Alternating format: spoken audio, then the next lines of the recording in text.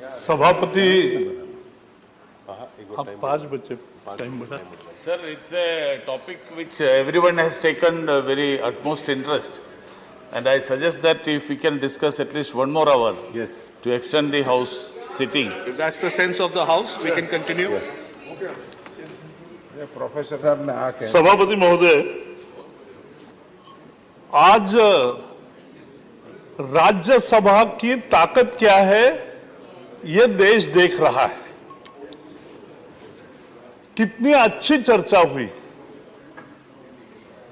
राकेश जी ने विषय लिया कि भारत की ज्ञान परंपरा,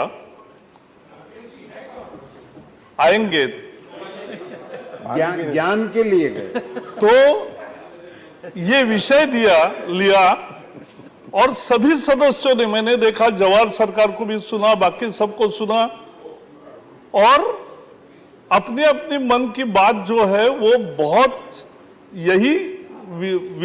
ये होता है डिबेट, और ये डिबेट अच्छा था। मुझे एक याद आया क्योंकि मुझे भी शिक्षा विभाग संभालने का 3 साल मौका मिला। तो एक दिन हम रिव्यू ले रहे थे तो 11वीं 12वीं, तो 12वीं में कुछ विषय बहुत होते हैं चॉइस के लिए, लेकिन कुछ विषय बहुत कम ऑप्ट करते हैं स्टूडेंट्स। तो अधिकारियों ने कहा कि भाई एक केटीपीआई विषय है, उसमें कम स्टूडेंट्स आ रहे हैं। मैंने कहा कि ये अधिकारी लोग सारे शॉर्ट फॉर्म में क्यों बोलते हैं, मुझे कभी पता नहीं चलता, वो किसी को समझता नहीं। तो वो that was knowledge tradition and practices of India, KTPI, वो knowledge tradition practices of India. तो मुझे एकदम लगा कि मुझे देखना है। मैंने कहा मुझे किताब भेजो पहले। तो मैंने देखा किताब इतना अच्छा था कि भारत की सही पहचान अगर चाहिए तो उसमें Indian chemistry, Indian metallurgy, Indian astronomy अंतरिक्ष विज्ञान, Indian architecture, Indian trade, Indian arts, Indian maths, Indian medicine और इंडियन बहुत सारे एस्पेक्ट्स, एग्रीकल्चर। तो ये हमारी ज्ञान परंपरा का एक बहुत ही अच्छा किताब है। तो मैंने फिर स्टूडेंट से, स्कूल से बात किया। तो वो मैंने जब पुस्तक देखे तो 11वीं का पुस्तक लगभग 500 पेज का था और 12वीं का किताब 500 पेज का था। तो बहुत अच्छा किताब तैयार किया है। यानी मैं तो सरकार जी, ये केटीपीआई का किताब जो है वो सभी सदस्यों को देना चाहिए क्योंकि बहुत अच्छा है।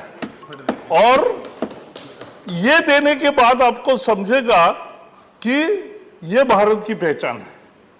हमारी आज की शिक्षा पद्धति में जो मैकॉले का शिक्षा पद्धति कैसे आई बताया अनेक वक्ताओं ने, तो उसमें ये मुद्दा आया कि हम अपनी पहचान खो गए।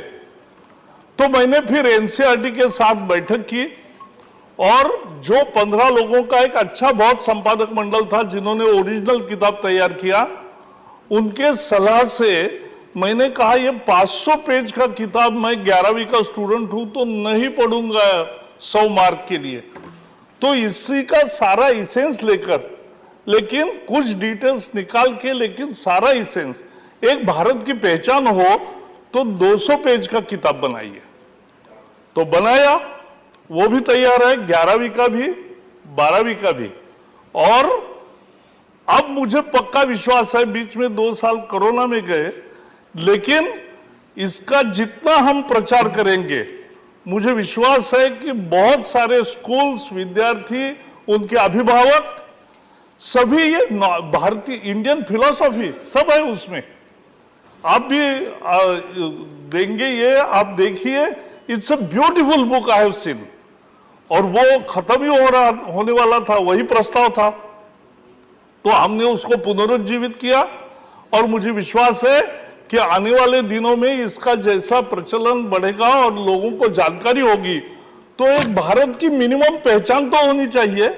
हम जिस देश के हैं, यानी अगर आर्यभट्ट का वहां जो शोध के लिए जो सर्न की लेबोरेटरी है यूरोप में, तो वहां अगर उनका नाम लिखा है और उनके एक अलग शिलालेख बनाया है, तो यह अपनी भारत का गौरव है, लेकिन हमें ही मालूम नहीं। तो ये हमें जानने का एक बड़ा अवसर इसमें है। और भारत के ज्ञान परंपरा की विशेषता क्या है? भारत के संस्कृति का what is Indian civilization represents its diversity, its tolerance. और वही टॉलरेंस भारत ने लगातार दिखाया। इतने विदेशी लोग आए, अपने यहां रिलीजन्स है, कुछ धर्म परिवर्तन पे उनका यह है कि कुछ भी हो हमारे मजहब में सब आना चाहिए। ये इंडियन सिविलाइजेशन है जो कहती नहीं है कि हमारे मजहब में आओ, ये नहीं कहते, ये कहते हैं कि लिव एंड लेट लिव। ये टॉलरेंस का सबसे बड़ा भारत की विशेषता है। अभी चर्चा हुई तो उसमें क्या है? खंडन मंडन ये ज्ञान परंपरा का मूल हिस्सा है। आस्तिक नास्तिक ये भी सबको मंजूर है। तो आप आस्तिक भी हो सकते हो, आप नास्तिक भी हो सकते हो। आपको पूजा करनी है तो करो, नहीं है तो नहीं करो। This is India. और ये ज्ञान होना चाहिए। और इस ज्ञान परंपरा का सबसे बड़ा विशेष है कि यहां साइंटिफिक टेम्परामेंट ही है।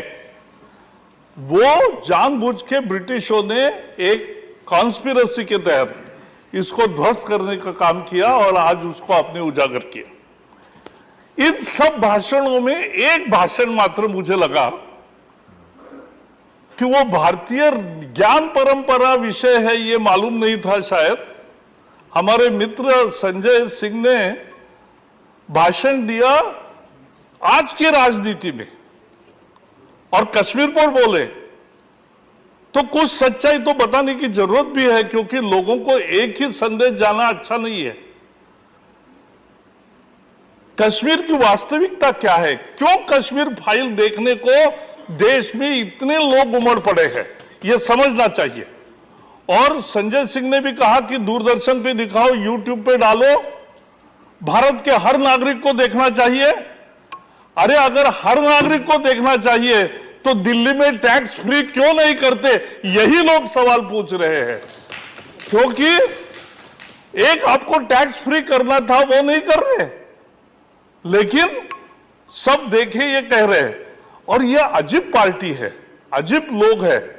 राम का मंदिर यहां खड़ा किया, वहां राम मंदिर का विरोध करते हैं। अयोध्या के लिए ट्रेन ले जाते हैं सीनियर सिटीजन्स को, but that is what he did. But still I have right to say what was said in the house.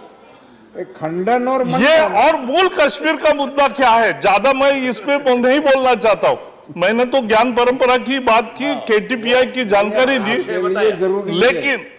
लेकिन कश्मीर में ये जो चल रहा है नैरेटिव कि 89 में वीपी सिंह का सरकार था, जगमोहन थे। अरे जगमोहन वहां इंदिरा जी ने नियुक्त किए हुए राज्यपाल थे। वो जगमोहन ये बाद में बीजेपी में आए। जरा जगमोहन जी का टर्बुलेंस किताब जो है कश्मीर का, वो पढ़िए, उसमें सब जानकारी है, सब विश्लेषण है, एनालिसिस है कि कश्मीर में क्या हुआ था उस समय। कैसे फारूक अब्दुल्ला जब मुख्यमंत्री थे कांग्रेस के सपोर्ट से, और यहां राजीव गांधी जी की सरकार थी, तब वहां हिंदुओं के खिलाफ, पंडितों के खिलाफ एक ऐसी विशेष कैंपेन लगभग साल भर चली। No, but this was discussed. So I am reacting to, I have every right. He referred and that is what I am saying, that is what I am saying. बहुत ज्यादा नहीं बोलने वाला हूं। ऐसा है, जयराम रमेश, जयराम जी बहुत थोड़े में बहुत बड़ी बात कर सकते हैं, वही मैं करूंगा, आप चिंता मत करिए। तो वही कर रहा हूं। वो अब नहीं है, ये मेरा दोष नहीं है। मेरा नंबर अभी आया है, वो बोल के गए हैं, ऐसा कैसे चलेगा? Honorable member. लेकिन Let's हमें समझना चाहिए, टॉलरेंस, रमेश, टॉलरेंस, यासीन मलिक रमेश भाई, टॉलरेंस। जो इस पूरे षड्यंत्र का एक बड़ा हिस्सा थे और देश भर में उसके बारे में आज गुस्सा है, उसको सम्मानित किसने किया? उसको हर बार चर्चा में किसने बुलाया? ये भूल नहीं सकते। प्रधानमंत्री अगर यासीन मलिक को एंटरटेन करते हैं मनमोहन जी, तो कैसे चलेगा? This is not nonsense. member. What you did was nonsense. Honorable ये आप member, समझ honorable लेना। members. What you did in Kashmir was members. nonsense. Honorable What I am members. speaking is not Honorable nonsense. members, let's good. बहुत अच्छा debate So, चल रहा है। very good Let's English. continue the debate. मेरा on the rights bill. यही कहना है कि इसलिए ये विषय इतना अच्छा था, उसको डाइवर्ट करे। और कैसे नहीं, हम क्यों नहीं रिकॉर्ड स्ट्रेट रखेंगे? आजादी आजादी के नारे लगे, कश्मीर की आजादी होनी चाहिए। अफजल, तुम्हारे कातिल जिंदा है, एक अफजल मारोगे तो हर घर से अफजल निकलेगा। इन नारों का समर्थन किसने किया? संजय जी, आपके नेता ने भी समर्थन किया और आपके नेता ने भी किया। आपके नेता ने भी किया, वहां जाकर समर्थन किया।